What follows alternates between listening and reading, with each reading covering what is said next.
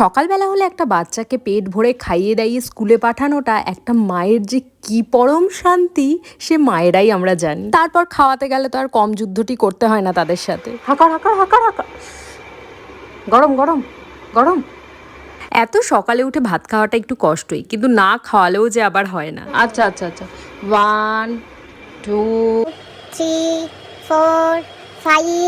ভাতটা প্রেসার কুকারে একদম গলা গলা করে সিটি দিয়ে নিই, তারপর থালাতে একটু ছড়িয়ে ঠান্ডা করে নিয়ে খাইয়ে দিই। তাতে আর কিছু না, এই স্কুলে টিফিনটা দেওয়ার পর খাচ্ছি কি না খাচ্ছে এই টেনশনটা কাজ করে না। খেলেও ভালো, না খেলেও ভালো, এই হচ্ছে ব্যাপার। ও ব্যাগটা খুব ভারী তো আজকে অনেক, তুমি নিও ব্যাগটা। হ্যাঁ, টাটা মাম্মাম, টাটা। সন্দীপ এখন যাচ্ছে মাম্মামকে স্কুলে দিয়ে আসতে। 5-10 মিনিটের রাস্তা, ঘুরে গেলে একটু সময় লাগে, আর লাইনটা টপকে গেলে খুব সহজেই পৌঁছে যাওয়া যায়। সকালবেলা এটা একটা বিশাল বড় কাজ হলো বলতে পারো। কোনোদিন যদি ঘুম থেকে উঠতে সকালে সামান্য একটু দেরি হয়ে যায় না, চোখে মুখে জল দেওয়ারও সময় পাই না, এমনও দিন গেছে। তারা হুড়ো করে রেডি করি ওকে স্কুলে পাঠায়। মানুষের সব দিন তো সমান যায় না, কোনোদিন একটু ঘুম বেশি হয়, কোনোদিন আবার কম। তো যেদিন একটু বেশি হয়ে যায় সেদিন আমার নাকে মুখে লেগে যায়। এখন যেমন একটু আরাম করে নিশ্চিন্ত মনে চাটা খেতে পারছি। বাইরের ওয়েদারটা আজকে বেশ ভালো আছে, খুব একটা রোদ ওঠেনি, ওই জন্য ভাবলাম চলো কাপটা নিয়ে ছাদেই চা খাওয়া হচ্ছে, সাথে একটু ফ্রিড হাওয়াও খেয়ে নিচ্ছি, আর তারপর মুখে টপার টপ ঢোকানোর জন্য হাতে কটা বিস্কুট তো আছেই। সকালবেলা চায়ের সাথে বিস্কিটটা না খাওয়াই ভালো, সেটা যে কোনো বিস্কিট হতে পারে। তার বদলে যদি দুমুট মুড়িও খাওয়া যায় তাও উপকার আছে, কিন্তু ওই রোজ দিন আর একরকম স্বাদ ইচ্ছে করে না নিতে, তাই আজকে একটু জিভের স্বাদটা পাল্টালাম। ওদিকে জামা কাপড় ধোবো বলে জল ছেড়ে দিয়ে এসেছিলাম, ভুলেই গেছি সে কথা। এখন দৌড়ে এসে বন্ধ করছি কলটা। সকালবেলা মাম্মামকে দিয়ে আসার কাজটা সন্দীপই করে, কিন্তু নিয়ে আসতে হবে আমাকে।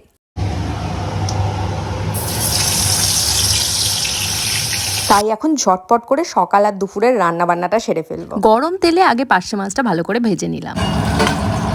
পাশে আরেকটা কড়াইতে পেঁয়াজ ফোড়ন দিয়ে বসিয়েছি মুসুরির ডাল। মুসুর ডালটা আমাদের বাড়িতে প্রতিদিনই মেনুতে থাকবেই থাকবে। এখন পার্শে মাছটা ভালো করে লাল লাল করে ভেজে নিচ্ছি, কারণ ওটা দিয়ে হবে সর্ষে পেঁয়াজ দিয়ে ঝাল। ওদিকে ডালটাও একদম টকবক করে ফুটছিল, হয়েই এসেছিল ডালটা, তাই নামিয়ে নিলাম। আরে কি জানো তো, একটা পদ হয়ে গেলে সেটা ঢালার পর কড়াইটা না ধুয়ে বসালে কড়াইয়ের যা অবস্থা হয় যে মাঝে সেই বোঝে। তাই যখনই রান্না নামাই তখনই কড়াইটা ভালো করে ধুয়ে নিই। আর ওই যে চিংড়ি মাছটা দেখালাম, ওটা কালকের, কিছুটা তুলে রেখেছিলাম, মাম্মাম কালকে খায়নি তাই আজকে করে দেবো বলে। ওর জন্য প্রতিদিন একটা করে সবজির আইটেম আমি রাখি, মানে সব রকম সবজি দিয়ে, কোনোদিন মাছ দিয়ে, কোনোদিন সোয়াবিন দিয়ে, এরকম ভাবে ওকে তরকারি করে দিই।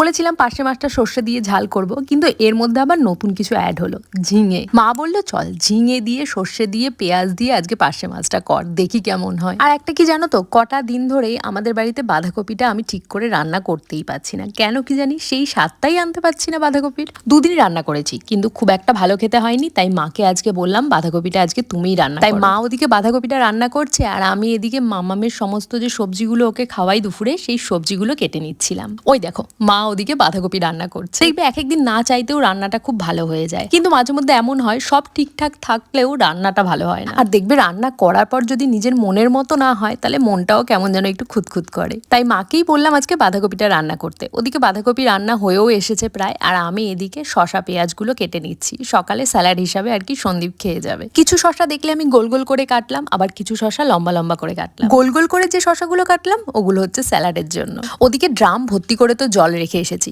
জামা কাপড়গুলো যে ধুতে হবে সেটাই ভুলে গেছি। আকাশের ভাবও আবার খুব একটা যে ভালো তা না, আকাশটা না একদম মেঘলা করে আছে, রোদ উঠবে বলে আজকে মনেও হয় না। তাই অন্যদিন ভুলে গেলেও বেলা করে জামা কাপড় ধুলেও অসুবিধা হয় না, কিন্তু আজকে বেলা করে জামা কাপড় ধুলে আর জামা কাপড় শুকাতে পারবো না। তাই কাজের ফাঁকে এসেই জামা কাপড়গুলো ধুয়ে মেলে দিলাম।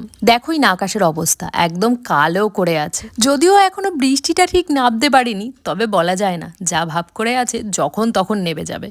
তার মধ্যেও যদি জামা কাপড়ের জলটাও একটু ঝরে যায় তাতেও অনেকটা উপকার। এই শুরু হলো একরকম বর্ষাকালের ঝামেলা। বল কিছুদিন পর তো এমন সময় আসবে যে জামা কাপড় ধুতে ধুতে ঘরে আর জামা কাপড়ই থাকবে না, এক জামা পরে 2 দিন চালাতে হবে। প্রতি বর্ষাতেই এরকম ঘটনা ঘটে, তখন পুরোনো জামা কাপড়গুলো কোথায় আছে সেগুলো টেনে টেনে বার করি। আর আজকে কুড়েমি করে জামা কাপড়গুলো আর বালতি করে নিয়ে আসিনি, হাতে করেই মেলে দিলাম, দেখলেই তো সেটা। আর তার ফলে কাজ বাড়ছে, একটা মেলতে যাচ্ছি আরেকটা পড়ছে।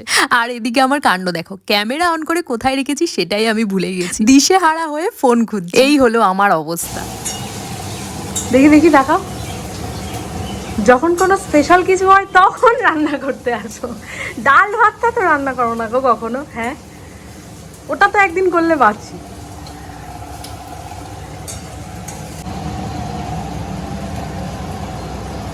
কালকে কিছুটা ফ্রাইড রাইস করেছিলাম আর সেটা বেঁচে গেছে অনেকটাই। সন্দীপের এখন বক্তব্য হচ্ছে আমি ওটা গরম করে আর খাবো না, আমি ওটাকে এখন মিক্স ফ্রাইড রাইস বানিয়ে খাবো। তো সেটারই প্রস্তুতি চলছে আর কি।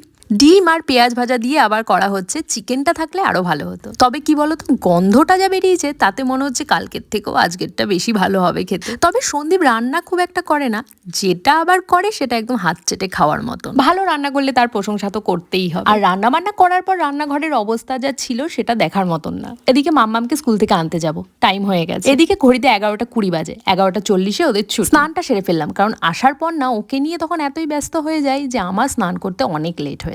আর স্নান করতে যাবার আগেই রান্নাঘরটা একদম পরিষ্কার করে রেখে গেছি। এদিকে বাসনগুলোও মাজা হয়ে গেছে, আর ওদিকে গ্যাসটাও একদম পরিষ্কার করে রেখে গেলাম। চলো, অনেকটাই বেলা হলো, দরজা জানলা সব দিয়ে এবার আমি বেরোই। মা গেছে নিচে মন্দিরে পুজো দিতে, তাই দরজায় তালা দিয়েই যায়। এই দরজায় তো বাইরে থেকে আবার ছিটকিনির ব্যবস্থা, তাই তালাই ভরসা। আর এদিকে তালা না দিলে হনুমান আমাদের ঘরে প্রচন্ড ঢোকে, আর ঢোকে তো ঢোকে একদম রান্নাঘর পর্যন্ত ঢুকে যায়। এদিকে দেখো, যখন দেরি হয় তখন যত তাড়াতাড়ি করতে যাবা তোমার তত আরো দেরি হবে। দেরি হয়ে গেছে বলে টোটোতে উঠেছি, কিন্তু আমি ওই গেটে না, নাইফ কিচেনটা আছে না,